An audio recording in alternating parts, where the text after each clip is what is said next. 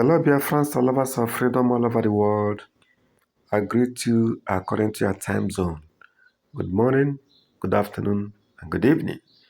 Long live Mazi Nnamdi Kanu of Biafra land. Long live United States of Biafra. Long live the good people of Biafra. My people, in this video, you will learn a lot. So do not be in a hurry.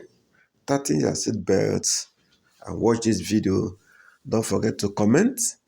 Don't forget to share this video and also give us a thumbs up. Thank you and God bless you. Let's go. Hakim Baba Ahmed have come to declare that the North will like to separate. And you know these Fulanis, anytime they're not in power, they want the country to divide because they believe that they were born to rule. No other person is qualified to rule Nigeria except the illiterate nomadic Fulanis. This is their belief, this is their mindset, and they cannot change it. This is their belief. In a jiffy, I would like you to watch the video and listen and see what Hakim Baba Ahmed said in this video. Thank you and God bless you. Everybody is now talking about we want out, either we want out of Nigeria or we want some Nigerians out of our territory. We want sovereignty, we want out of the union, we have to have this or we leave. We've never had this kind of clamor before. For as far as the North is concerned, we watch this, we worry, because we've been this road before. We know how dangerous it is. The North is not the custodian of Nigerian unity. We have played our role to keep this country together. We'll continue to play our role to keep this country together to the degree that it serves everybody's interest. We see a situation where people single out the North as the only target and the only obstacle to their desire to continue to be outside Nigeria or to be in Nigeria, and we reject that role. We have issues with Nigeria. We have very many problems with Nigeria. We would like to sit with other Nigerians to discuss them if they're willing to. But what you see is as we said in the statement, is the capitulation of responsible opinion. People who should say, when people like Sunday Igboho and irredentists from the southeastern part of the country, or even from the south, when people like that speak glibly about, oh, we want this republic, we want that republic, we don't want to be part of Nigeria. There are supposed to be Nigerians who know the implications of this kind of thing. They should speak up. But unfortunately, they've lost the political ground to minions and upstarts and adventurers. And frankly, to be honest with you, people who are no better than the thugs and the bandits that are terrorizing everybody in this country. Those people are now occupying the center stage, and they speak in language that scares everybody, including the politicians who have abdicated their responsibilities.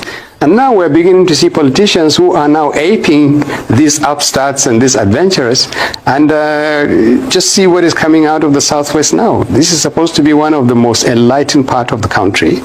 Quite possibly the region with the biggest stake in the continuation of Nigeria, a enlightened community that has always said it is in the front, it is progressive, it can find solutions to the rest of the country. And the leadership in the Southwest is speaking the same language as the politicians that their ineffective leadership and the ineffective leadership of the country at the center is creating. And this is a real threat. So yes, we are worried about these languages. We know some of them are being targeted at the North. We are quite capable of defending our own interests, and we can speak our own language. But we don't want a situation where the North is adding to some of these rhetorics, because clearly we need to bring down the temperature. We need responsible people to speak. And in our statement, we appealed to the responsible Nigerians, don't yield this country to brigands and lawbreakers and people who are only relevant when they threaten Nigeria. Don't allow it to happen. But it appears as if we might have lost that battle. Well, Dr. Baba, it may not be true to say that, certain voices in the Southwest have not been speaking up. On this program, I've had to say, well, secession is a different thing from self-determination. While self-determination may be a legitimate thing within a federal context, when you talk about secession, that's an assault on the sovereignty of the country. And some illiterates, have been attacking me on social media. And I also made a point here that there is no proof that there has been a referendum among, the people of the Southwest that they want to secede. However, that's another thing entirely. But what do you think of the whole idea of self-determination as different from secession? And then I don't think it's also right to make the North look like a victim, as you put it across.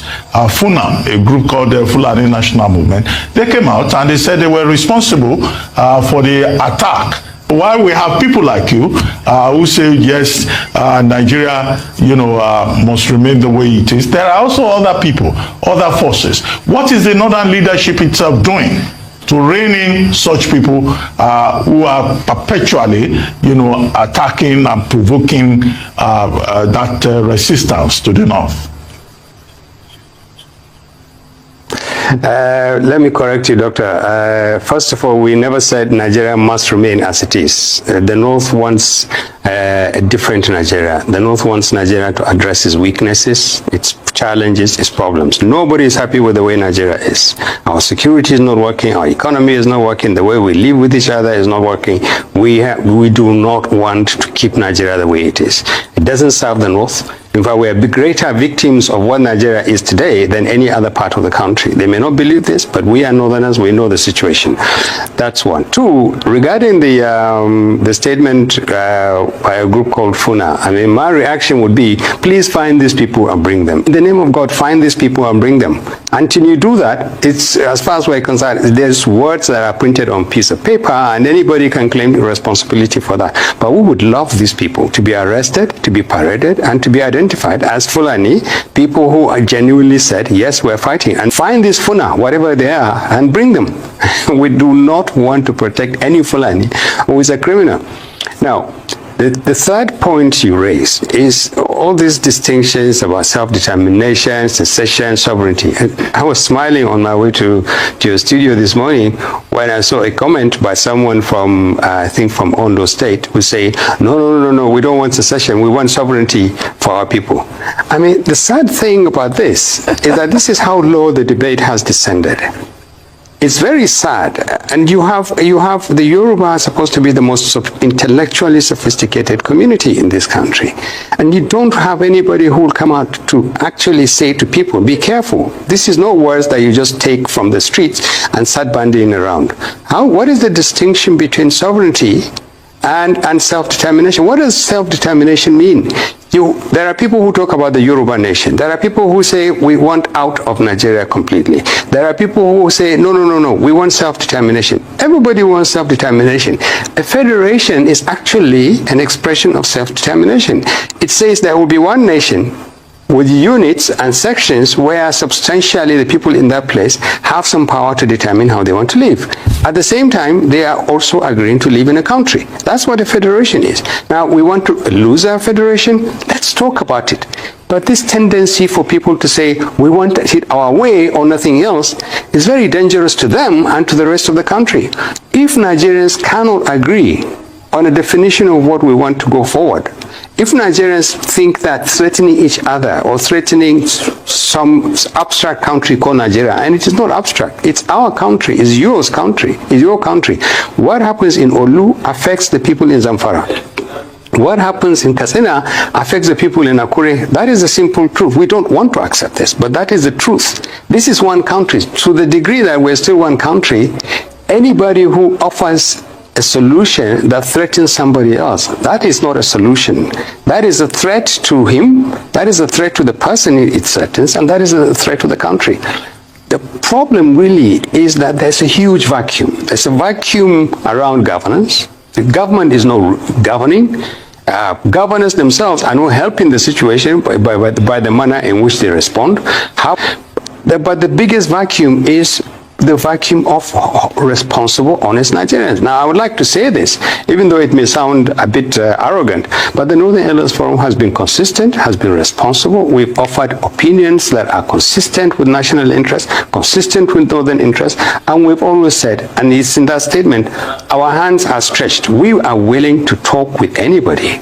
not because we are in a position of weakness, but because we believe that we should continue to play the role, the responsible role that the North has always played in the protection and projection of the interests of Nigeria. We have no apologies for that, and we're very proud of the role of the North.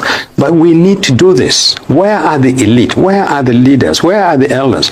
Why are we leaving so much vacuum? Why are we leaving so much space for brigands, for terrorists, for people who terrorize us, if not by gun, but by the way they speak, or by the way they chase away other Nigerians, and they create this tension and this fear? Where are the leaders? Where are the responsible people? That's really where Nigeria is hurting. The truth is that there's enough on the ground to question the efficacy and the legitimacy of the Nigerian state in terms of its commitment to protect us, to improve the way we deal with each other, to shield the country from abuse. There is. The way to go about it is, I think, that we need to talk to each other. There are enough Nigerians of goodwill. They're being scared. Most of them are being scared to say anything. Most of them think that they can weather this storm, and they won't. We can reach out. From the Northern Elders Forum's point of view, we are talking to other groups from other parts of the country. We are always talking to other groups. And we want to see if we can re-engineer some kind of an arrangement and a consensus between us and other groups in the other parts of the country on the basis of mutual respect and a recognition of the fact that no part of this country is going to get any advantage of another part of the country just simply because that is what it wants. You can't do that. And then we want to talk about restructuring. We want to talk about amendments to the Constitution. The problem is, and we've said this before, people who think that the solution lies in the National Assembly, I think are mistaken. The National Assembly is made up of people that we sent to the National Assembly. We ask them to go there and represent our interests. They have drawn a line around what is our national interest, what is our interest, and what is their interest. It doesn't appear to be their interest that they can actually exercise a decisive amendment to the Constitution to the point where it addresses at least the most minimum requirement. How do you address the issue of security, for instance? So guys, I'm sure you guys have listened to what Hakim Baba Ahmed said about the Northerners. So guys, that's all we have for today. Let me know your thoughts below. And also, if you know you're new to this channel, please don't forget to click the subscribe button, like and share, and turn on the notification bell to be getting all the latest news on this channel. And please do what to type in the comment section, free Nnamdi Kanu, because we use this platform to agitate for the release of Mazi Nnamdi Kanu and to tell the Nigerian government that this man is innocent and he needs to be freed. And if you're coming across this channel for the first time, please don't forget to hit the subscribe button. It's not going to cost you anything much. Like I always say, it won't cost you anything to hit the subscribe button, turn on the notification bell to be getting all the latest news in this channel. So guys, thanks for watching.